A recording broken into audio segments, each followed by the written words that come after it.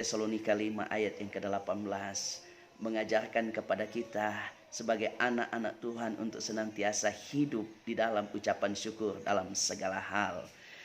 Keadaan dunia sekarang membuat begitu banyak orang yang hidup dalam ketakutan, kecemasan, kekhawatiran, dan ketidaktenangan karena virus corona yang sedang melanda dunia ini.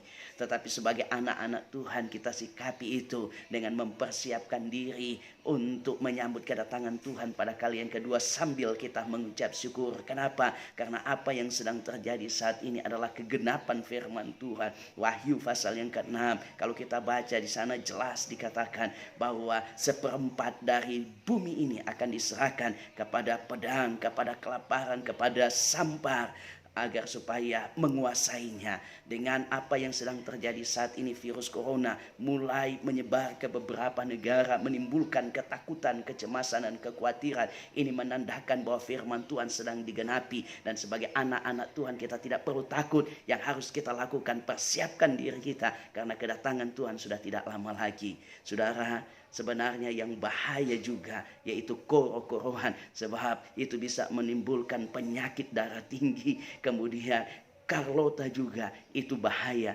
karena itu bisa mengakibatkan sakit hati, kepahitan dan sebagainya, yang akan berakibat orang sulit untuk hidup dalam damai sejahtera. Tetapi sebagai anak-anak Tuhan, tentunya kita tidak boleh hidup dalam koro-korohan, kita tidak boleh Carlota, tetapi kita harus hidup dalam ucapan syukur menghadapi keadaan dunia saat ini. Mari saudara yang kasih dalam Tuhan, dalam keadaan apapun kita perlu mempersiapkan diri kita hidup dalam ucapan syukur. Karena apa? Karena itu yang dikehendaki oleh Tuhan. Hidup dalam ucapan syukur itu sebenarnya pilihan, tergantung dari setiap umat manusia ada di muka bumi ini. Apa dia mau hidup dalam ucapan syukur dengan segala keadaan yang dia alami, atau justru dia mau bersungut-sungut, dia mau mencari orang-orang untuk disalahkan, atau bahkan Tuhan mau dipersalahkan. Itu tergantung daripada kita manusia yang ada di muka bumi ini. Tetapi saya mau sarankan sesuai dengan kebenaran firman Tuhan, siapapun kita yang saat ini mendengarkan siaran ini, mari kita hidup dalam ucapan syukur dalam segala hal.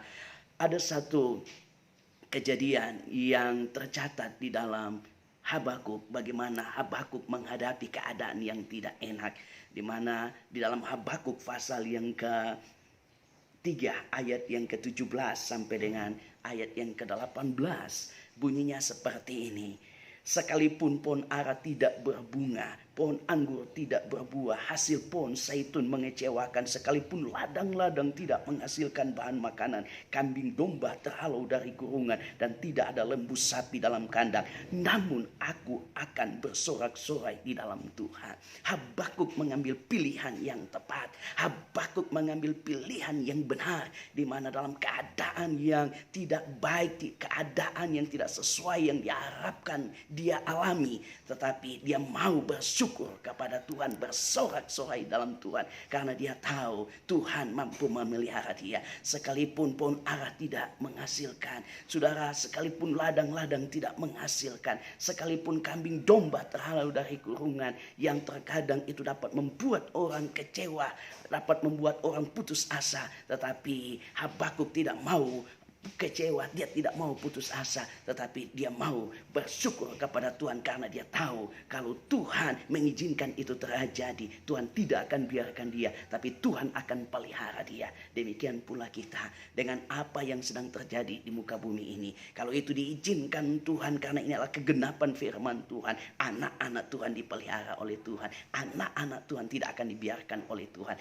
Oleh karenanya, mari jangan takut menghadapi keadaan yang sedang terjadi sekarang. Orang-orang yang tidak mengerti firman Tuhan boleh saja ketakutan, tetapi kita yang sudah mengerti firman Tuhan, kita tidak boleh takut. Kita sikapi itu dengan baik, kita sikapi itu dengan benar, di mana kita mempersiapkan diri kita menyambut kedatangan Tuhan pada kali yang kedua, karena apa yang sedang terjadi merupakan kegenapan firman Tuhan. Sambil kita mengucap syukur, Tuhan memberkati orang-orang yang senantiasa melakukan kehendaknya. Mari hiduplah dalam ucapan syukur. Saudara yang kekasih di dalam Tuhan, di balik ucapan syukur ada mujizat yang Tuhan bekerjakan dalam kehidupan kita. Ada hal-hal yang indah yang Tuhan bekerjakan dalam kehidupan kita. Jadi kalau kita tidak mau hidup dalam ucapan syukur, kita rugi. Siapa yang tidak mau diberkati? Siapa yang tidak mau melihat mujizat Tuhan? Siapa yang tidak mau melihat karya-karya Tuhan yang Dia mau kerjakan dalam kehidupan kita? Saya tidak mau rugi. Tapi saya mau untung, di mana saya mau melihat mujizat Tuhan. Saya mau melihat karya Tuhan dalam kehidupan saya. Yakinkan dirimu bahwa ketika engkau hidup di dalam Tuhan, engkau aman. Virus corona tidak akan mendekatimu, tetapi akan menjauh darimu. Karena apa? Karena Tuhan melindungi engkau. Karena Tuhan yang membenting engkau. Tuhan memberkati kita. Jalanilah kehidupan ini dengan keyakinan Tuhan bersama dengan kita. Persiapkan dirimu karena kedatangan Tuhan tidak lama lagi. Tuhan memberkati. Shalom.